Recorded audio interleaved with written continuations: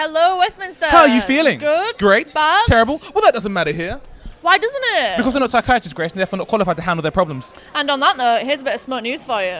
Last week, we spoke about NUS backing out to support the free education demonstration. Well, that didn't stop thousands of students marching in London last Wednesday to support free education in all their multicoloured glory. A coalition of student groups, including the Student Assembly Against Austerity, the National Campaign Against Fees and Cuts, and the Young Greens organised the march, which was expected to be the biggest since tuition fees increased in 2012. Shelley Asquith, president of the University of the Arts London Students' Union, added, "We cannot rely simply on passing policy at NUS conference and meeting privately with government ministers to win an education that functions how we want it to, which is free, inclusive and democratic." The universities protesting included central London universities to even those further away such as Oxford and Warwick. Smoke TV sent 2 crews and 3 presenters, Beckett, Alina and Mary. Here's how the march went down. Ooh. Hi, so we're in Mallet Street in the middle of the crowd which is forming. There are many different students' union. Everybody is for free education protest, and let's see what's happening next. I think it's brilliant. It's like so good to see everyone come together and like students feel that they can make a change. And hopefully this time we'll get listened to. But it's just so great that everyone is like thinking and getting politicised. They're like thinking about their rights. Why are you here today?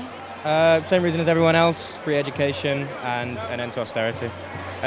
Countries like Germany have recently just abolished tuition fees altogether, and yet governments like the one we have now and the main parties still have no real offers for students. Hi again, the crowd is moving and it's peaceful at the moment. There was a smoke bomb at later, but they are moving and let's see how it goes.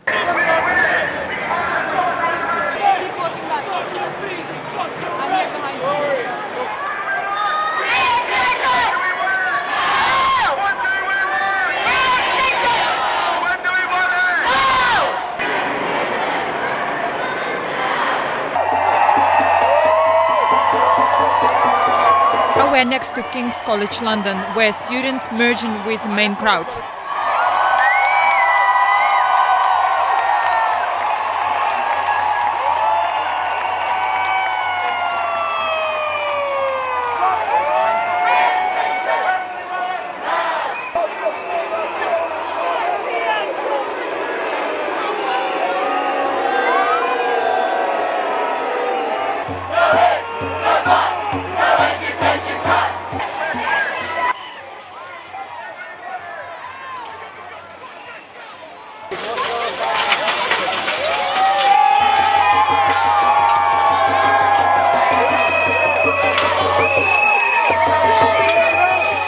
Seems like tensions have mounted. Now we are in a Parliament Square and we can see that fences are broken and there is a lot of smoke in the air. No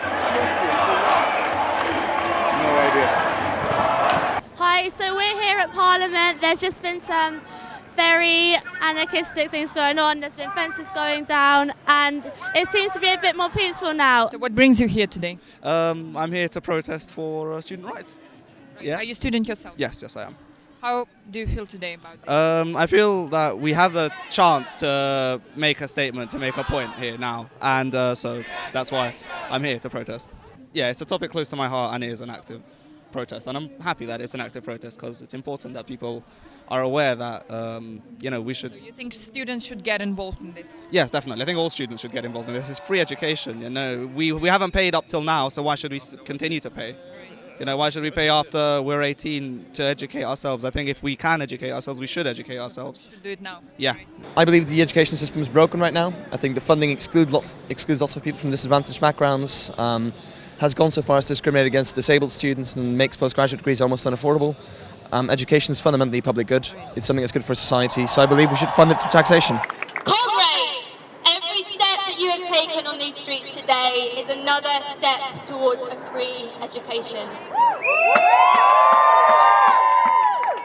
These politicians would sooner increase fees than eradicate them, and they do not speak to our values. Their values are those of individualism, but our values are those of collectivism, and we are here collected today in our thousands to demonstrate those values.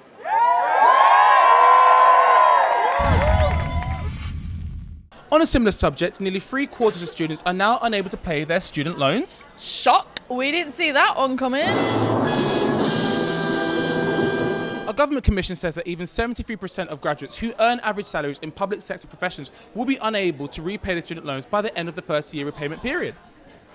The report made a number of recommendations, including extending undergraduate style funding to postgraduate degrees, allowing international students to work in the UK 2 years after graduating, and ensuring the system facilitates students from all backgrounds. National Union of Students President Megan Dunn says forcing debt onto students as a way of funding universities is an experiment that has not only failed just students, but the country. Pfft, we could have told you that 2 years ago. All right, moving on swiftly, Westminster has formed part of a winning Holcombe Award Acknowledgement Prize team.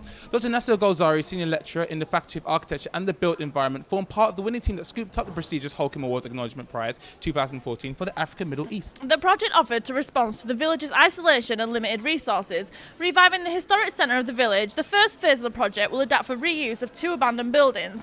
These will become working spaces with an eco-kitchen for the local Women's Association. The surrounding spaces will also be rehabilitated with educational playgrounds for children, winter and summer seating areas, as well as protected birds habitat. All 12 winning projects of the Holcombe Awards 2014 African Middle East focus mainly on enhancing social and environmental resilience, as well as improving the economy of construction. That story's got wings. More on university news. The University of Westminster has been awarded for a £620,000 grant to develop an Ebola diagnostic device. Yes, the University of Westminster has been awarded with a research grant of 620 grand funded by the Department for International Development, or DFID, and the Wellcome Trust to develop a portable device which can test body fluids to diagnose the Ebola virus.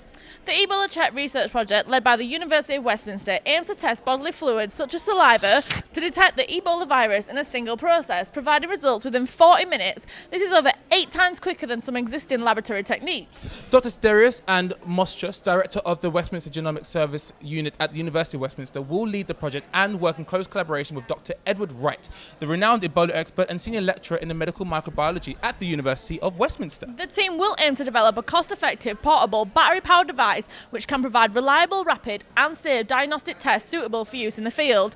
The device is expected to be available for use as early as May 2015. Just in time for Avengers 2. One of the busiest times for students at the moment is the Christmas break. Ho ho ho to those deadlines. So we at Smoke News have decided to give you a survival guide on how to save yourself from a meltdown. Yes. Firstly, don't think of deadlines as an enforcement, more of a suggestion. Secondly, don't listen to Reese. Here's Camilla with some expert advice.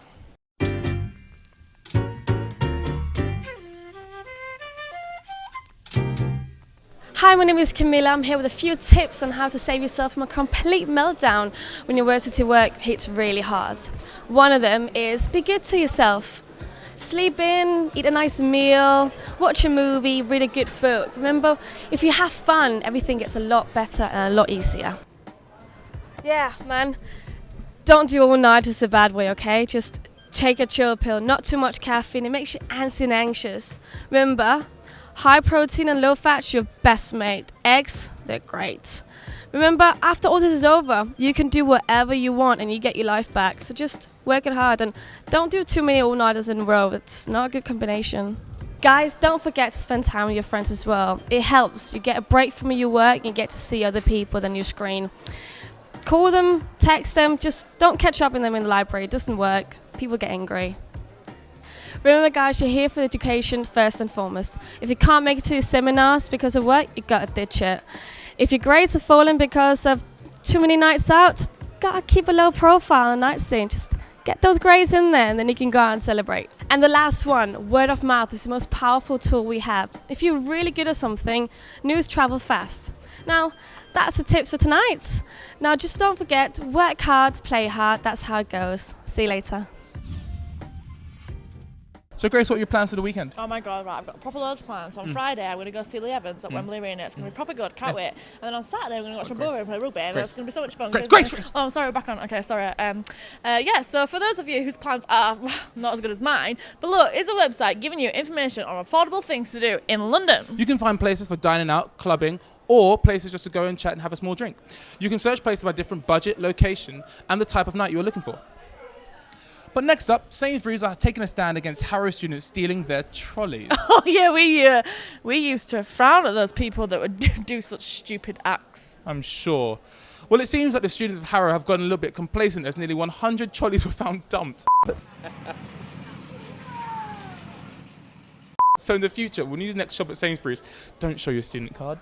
Speaking of food, the World Food Fair will be taking place at Malibon Campus Learning Platform 1 till 4 p.m. It's being run by 5 WBS students raising money for Dental Wellness Trust on Tuesday the 25th of November. They have everything from sushi, Italian and risotto, but probably no sweets. That would be hilariously ironic. So, is that everything? Yeah, I guess it is. How are you guys feeling now? You feeling good? Great. Bad? Terrible? Well, we still gotta help you. Try Jeremy Kyle. Goodbye. Bye.